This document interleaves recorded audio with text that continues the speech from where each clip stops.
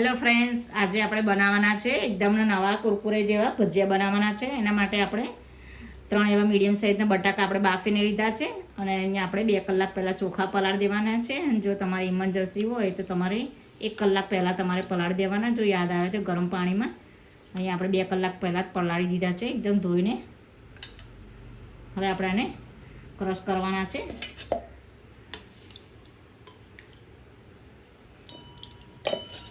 મિક્સરમાં આપણે આને 2 વાટકી જેવા ચોખા લીધા છે અને ધોઈને આપણે 2 કલાક પહેલાં પલાળ્યા છે. આ ભજીયા એકદમ ક્રિસ્પી ને એકદમ કુરકુરે જેવા બને છે, એકદમ ટેસ્ટી એવા લાગે છે.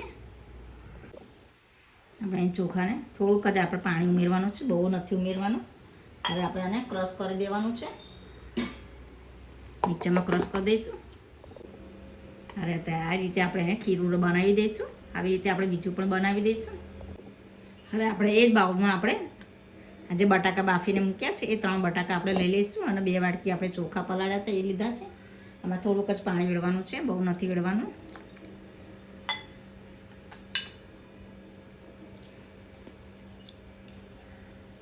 હવે આપણે એને ક્રશ કરી દેવાનું છે.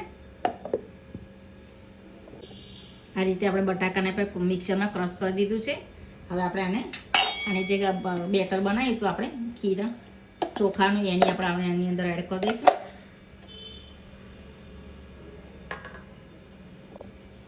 હવે આપણે બટાકા બાફેલા અને આપણે ખીરું તૈયાર કરી દીધું છે, એની ઉપર મિક્સ કરી દીધું છે એની અંદર.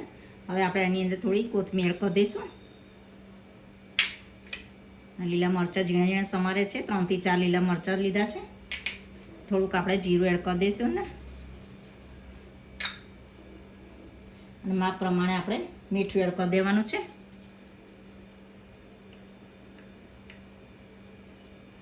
હવે આપણે આને હાથથી ફેંટી દઈશું.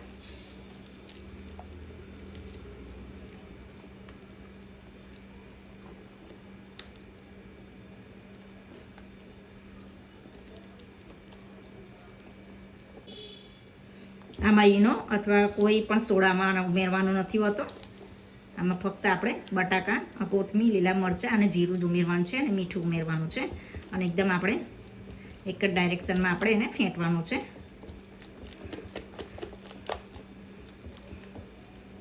આવું તમારે ખીરું તૈયાર કરી દેવાનું છે ને. આને આપણે 5 થી 10 મિનિટ માટે આપણે ઢાંકી દેવાનું છે. હવે આપણે એને ભજીયા ઉતારી દઈશું. એના માટે આપણે અહીં તેલ ગરમ મૂકી દીધું છે. એકદમ એવા નાના નાના આપણે ભજીયા ઉતારી દઈશું.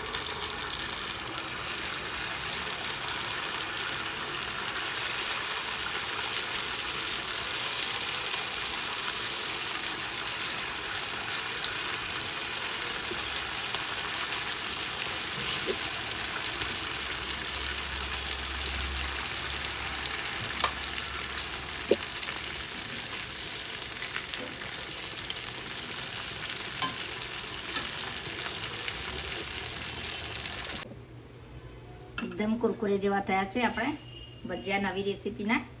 હવે આપણે આવી રીતે બધા જ ઉતારી દેવાના છે. આપણા કુરકુરે અને એકદમ ટેસ્ટી એવા ક્રિસ્પી એવા ભજીયા બનીને તૈયાર થઈ ગયા છે. નવી રેસીપી છે મારી અને મારી ચેનલ તમને રેસીપી પસંદ આવે તો લાઈક કરજો, શેર કરજો અને મારી ચેનલને સબસ્ક્રાઈબ કરજો અને બાજુમાં બેલ આઇકનને ક્લિક કરજો જેથી મારી નવી નવી રેસીપી તમને મળતી રહે.